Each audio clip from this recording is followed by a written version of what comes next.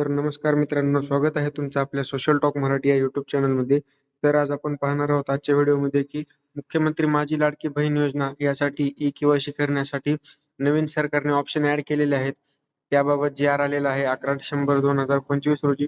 तर जी-आर मध्ये काय काय बदल झालेला आहे, तुम्हाला कुणाला एडिट करता येणार आहे, कुणाला काय ऑप्शन ॲड झालेला आहे, सर्व माहिती आपण या व्हिडिओमध्ये या जी-आरच्या माध्यमातून पाहणार आहोत. तर व्हिडिओ शेवटपर्यंत नक्की बघा मित्रांनो. तर बघा मित्रांनो, मुख्यमंत्री माझी लाडकी बहीण या योजनेअंतर्गत पात्र लाभार्थी महिलांची पडताळणी आणि प्रमाणीकरण करण्यासाठी ई-के-वाय-सी माध्यमातून आधार ऑथेंटिकेशन करण्याबाबत यासाठी जी-आर आलेला आहे. महिला व बालविकास विभागामार्फत जी-आर काढलेला आहे, तुम्ही पाहू शकता. दिनांकची जी-आरची तारीख बघा, दिनांक 11 डिसेंबर 2025 रोजी जी-आर आलेला आहे. बघा तुम्ही पाहू शकता. मग प्रस्तावना यामध्ये पाहून बघा मित्रांनो.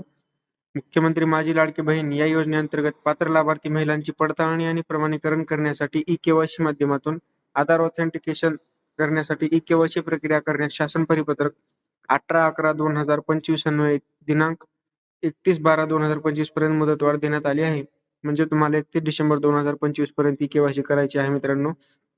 तर कुणाकुणाला एडिट करता येणार आहे पहा.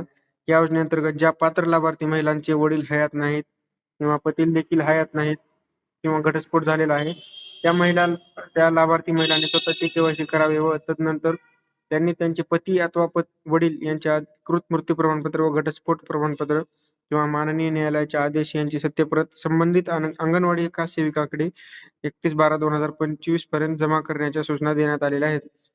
म्हणजे बघा मित्रांनो, जर तुम्हाला समजा पती नाहीत किंवा वडील नाहीत तर किंवा तुमचा घटस्फोट झालेला असेल, त्यासाठी तुम्ही अगोदर तुमचा आधार नंबर टाकून ओटीपी टाकून के-वाय-सी करून घ्यायची आहे.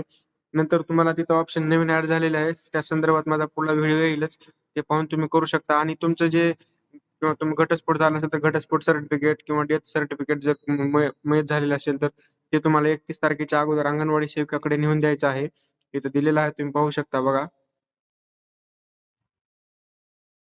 आणखीन एक बघा, तुम्हाला सदर योजनेतील ज्या पात्र लाभार्थी महिलांनी ई-के-वाय-सी प्रक्रिया पूर्ण केली आहे व त्यांच्याकडून पर्याय निवडताना काही चुका झाल्या असतील तर अशा लाभार्थ्यांना पुनश्च योजनेच्या वेब पोर्टलवर ई-के-वाय-सी प्रक्रिया पूर्ण करण्यासाठी एक संधी उपलब्ध करून देणे आवश्यक आहे. त्या अनुषंगाने सदर योजनेच्या वेब पोर्टलवर आवश्यक त्या सुधारणा करण्याची बाब शासनाच्या विचाराधीन होती. तर बघा मित्रांनो, या अगोदर तुम्ही ई-के-वाय-सी केलेली आहे. सर्व लाडक्या बहिणी, ज्या लाडक्या बहिणी ई-के-वाय-सी केलेली आहे आणि त्यांना त्यांच्या काही चुका झालेल्या आहेत, तर एडिट करण्यासाठी पण त्यांना ऑप्शन दिलेला आहे.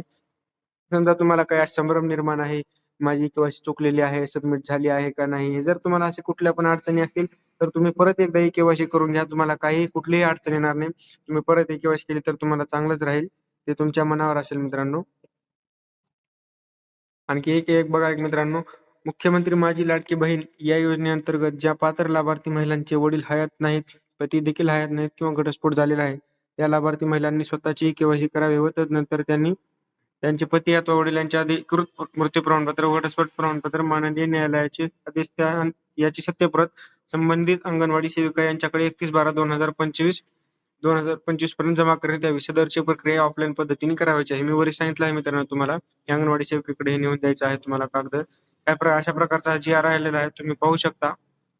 सर्वांनी के-वाय-सी करून घ्या आणि ज्या महिलांना आता नवीन ऑप्शन ॲड झालेले आहे, ते काय ऑप्शन ॲड झालेला आहे आणि कसं के-वाय-सी करायची याबाबत मी समोर नंतरचा ह्याच्या पुढचा जो व्हिडिओ येणार आहे तो आज 5 वाजेपर्यंत येऊन जाईल. तर तुम्ही व्हिडिओ पाहून तुम्ही के-वाय-सी करू शकता आणि ज्यांना संभ्रम आहेत त्यांनीही डबल के-वाय-सी करून घ्यावे. धन्यवाद मित्रांनो.